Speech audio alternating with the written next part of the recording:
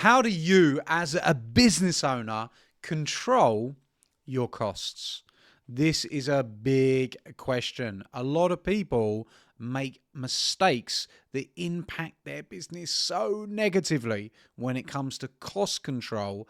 And what we're going to open up in this episode is how you can control your costs in a productive way while still investing in the things that are going to help you to multiply money.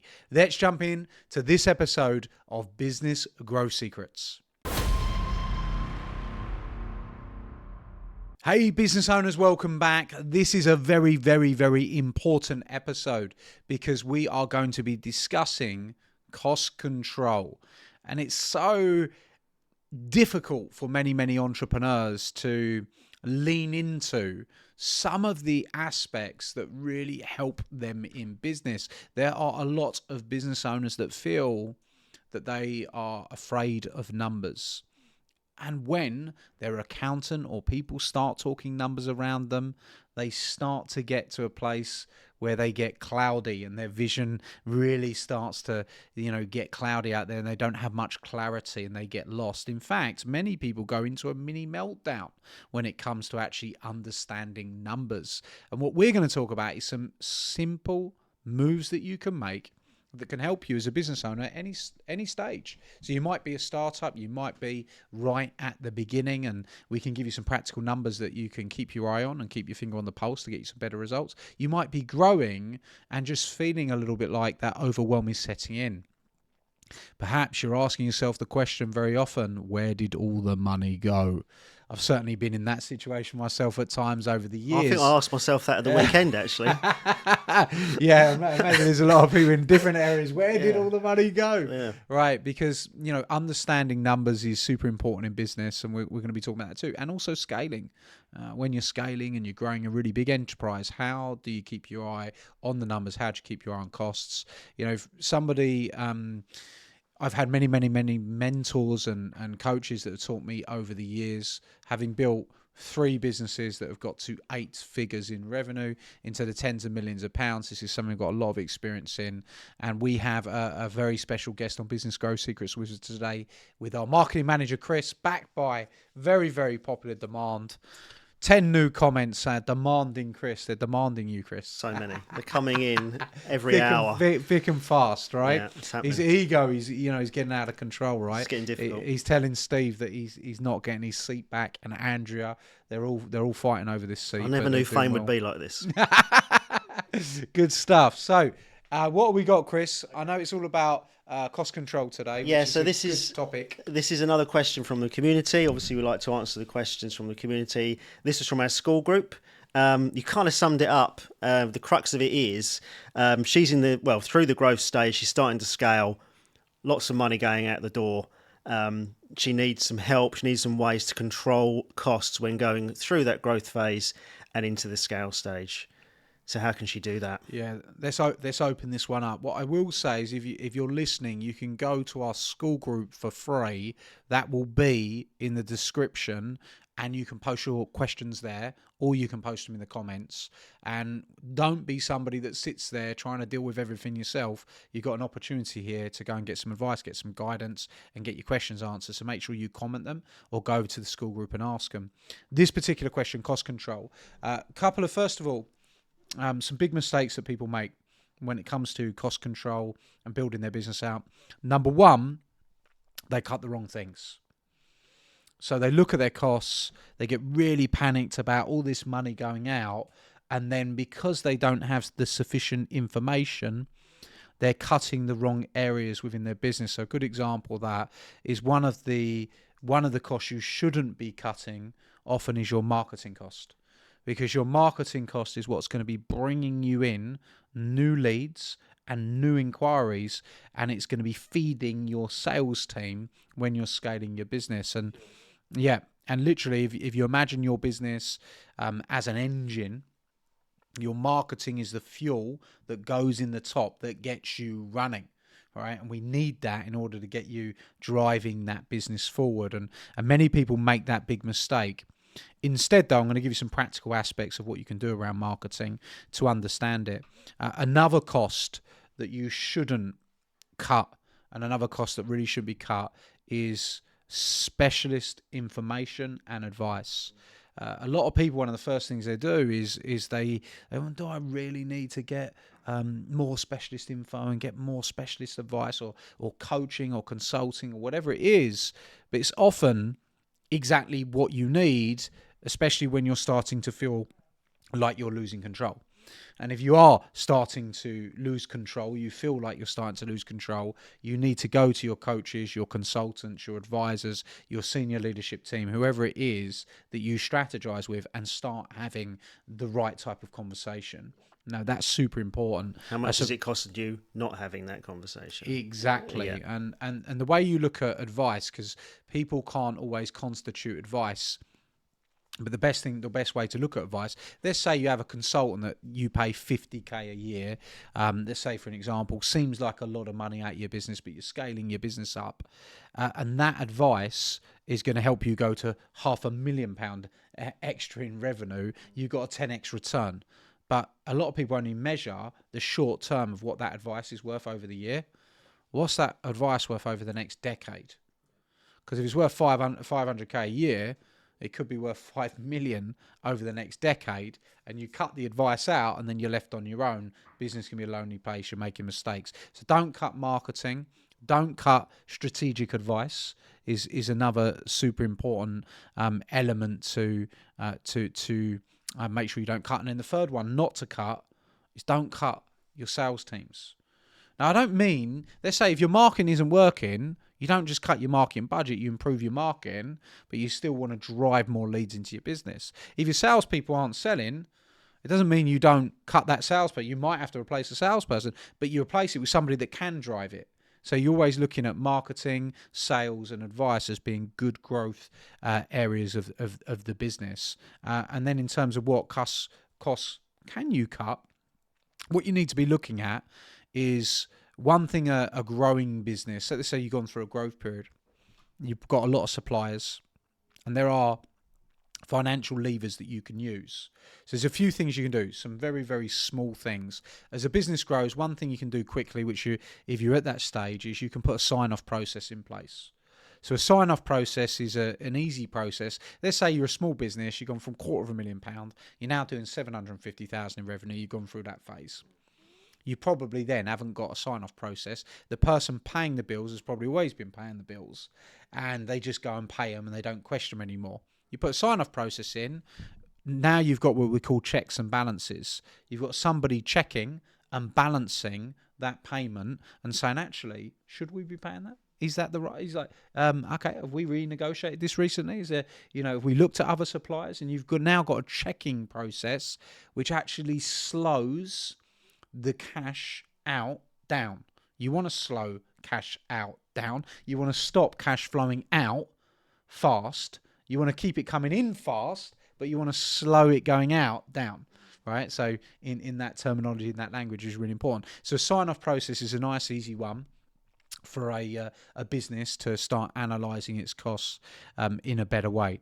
Another one which can really, really help in terms of cost control is it can make sure you can do something we call the 10% challenge, right? So you can take all of your costs that are going out of the business, you can take your department heads, your department leaders, and everyone, and you can put them to a challenge. I want to reduce all costs within the business by 10%. And you can run that throughout your business. You can run that as a quarterly incentive, a quarterly thing that we all do, and then everybody's committed to, can we reduce the cost of the business by 10%? Now, if you were to do that, that 10% goes straight to the bottom line. It goes straight to profit. So there's another really good little thing that you can do to lever up and get everyone thinking and considering cost control. And there's all these different little moves that you can make to control costs out within the business. Another thing that you can do is look to your finance department. A lot of people and business owners don't put too much time and effort into their finance department. They don't actually invest in their finance department. And if you look at who you've got in your finance department and you start to see them as, let's say we see our financial controller, it is their job to save us more money and be more strategically intelligent around the money of the business than the amount of salary we pay them. So if you've got to pay someone 50 grand a year to be a financial controller, 75 grand a year, or you've got a finance director who's 100 grand a year, whatever, or you've got a CFO who's 120 grand a year, it doesn't matter if you're paying 120 if they go and make you 1.2. So they save you 600 grand and they strategically show you how to increase cash flow by 600 grand. You've made 1.2 from their 120. Make sense? Yeah. So you always have to, and a lot of people don't know this, but you've always got to be reviewing the people and top grading the people. So looking at, hey, is this person that we've got when we built our business from 100 to 250,000 pounds, is this person the right person to take us to £1 million? And then when you're at $1 million and you go, is this the right person to take us to 3? And then you're at 3, so is this the right person to take us to 10? Is this the right person to take us to 30? And you're always building that team and growing that team throughout the business in different ways. Yeah. So I think there's a lot of different. Yeah, I think when it comes to marketing, from my point of view, my perspective, we are tracking everything and we're auditing everything. And if something isn't getting us the right ROI or ROAS, we're stopping it or we're changing something. So if it is, we're scaling it. Well, this is a really important point you've just made. It brings us to another one, is reporting. People become accountable when they have to report. So by asking your team to report into you, you save a lot of time and you get their eyes doing the checks and balances in every different department within the business as well. So reporting becomes an incredibly important function. And then crowdsource ideas. So this would be your fifth one. I see you've got 5 ways. I think we're on a 5th one now, is crowdsource ideas. If you can bring 30 people in your team together and say, hey, where are we spending money that we don't have to? Where could we save some money so we can reinvest in training or the team, make sure there's something in it for them? And like, what ideas have you got that you could come up with? And believe it or not, you're going to have everyone in your department, everyone in your teams looking at different ways to save costs and control costs within the business. And then you're using 30 brains rather than just one. And that can help you to spot different ideas. Can I just ask, so obviously marketing, obviously we're continuously investing in marketing. Any other areas you commonly see business owners possibly over-investing in? Some areas where they're commonly overspending and perhaps they don't need to. There's loads of different things. I don't. One thing that businesses don't want to fall into the trap of is there's a person for that problem, and I see this all the time. It's like, okay, we've got this problem. Hire someone else to deal with that. I've got another problem. Hire someone else to deal with that. Got another problem. Hire someone else to deal with that. Actually, one of my coaches always says, before you hire somebody else to do the job, go and do the job for a day yourself and actually see what the inefficiencies and the productivity in that particular job That's a great tip, yeah. Before you actually then go and bring somebody else in to do That's it. A great tip. Because you'll very quickly realise, is that person swamped? Are they are they stressed? Or actually, are they just inefficient? Because actually, rather than you spending 20 grand, 30 grand, 40 grand, 50 grand, whatever it is on a new person, whatever you have to hire into, you might need to spend 5 grand on training, which then would be, a lot cheaper and a lot better way to control your actual costs than just keep adding people. I think businesses do this all the time. Just add people. Because recruitment can be expensive. Recruitment can be very expensive. Recruitment costs are expensive, for sure. Training can be expensive. So training your people is a great way to control costs as well, because if you make your whole organisation more productive and more efficient, then that in turn means you need less people and you can be more productive as in the overall business. Okay, great. So there's loads of different ones, yeah. and when you go through your different departments, you will find areas in every department that you can become leaner, meaner, faster, and that's what you got to look at. How do I become faster, leaner, and meaner within the business to create better results? For sure. And when you're spending 5 grand a month on stationery or something like that, there's an issue. So there's little things like that you gotta do. I think there's a counterbalance to this as well, which is really important actually to add. Richard, who was the first, who Remember the first, Richard? Yeah, yeah, first finance director that I worked with directly. He always used to say, Adam, you don't want to die a death of 1,000 cuts. So it's a very, very painful death. Yeah. He said, and this is what a lot of business owners do. They just cut, cut, cut, cut, and they're stripping away everything. And as they keep stripping away everything, the business really doesn't have much meat left on the bone, and you end up in a situation where the business is dying because you're bleeding constantly. So business owners do have to realise that investing in the right areas is as important as cost control. So it's both sides.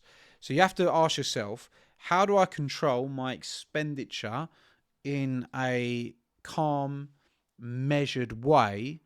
And any savings I make, how can I redeploy that money into increasing the revenue and the sales of the business? So all savings need to go back into increasing revenue. And if you can do it that way, then that's how you can become lean, because you save money here, deploy it here, and monitoring, measuring. What's monitored and measured becomes improved, and what is ignored becomes neglected. I think we'll leave it on that one. But there's some good, really good question. There. Look, and we love talking about these advanced business topics. If this has helped you, tell us in the chat. Tell us about cost control. Tell us about your experiences. We'd love to hear from you. One of the things is we're talking here, we're doing this just to help business owners out there, give them some practical information that they can use within their businesses. So we'd love to hear from you in the comments, or share this episode with somebody that can benefit from it, because that's why we do it, right? That's why we do it. Super powerful, and we look forward to meeting you in person very soon. And I hope you've enjoyed today's episode of Business Growth Secrets.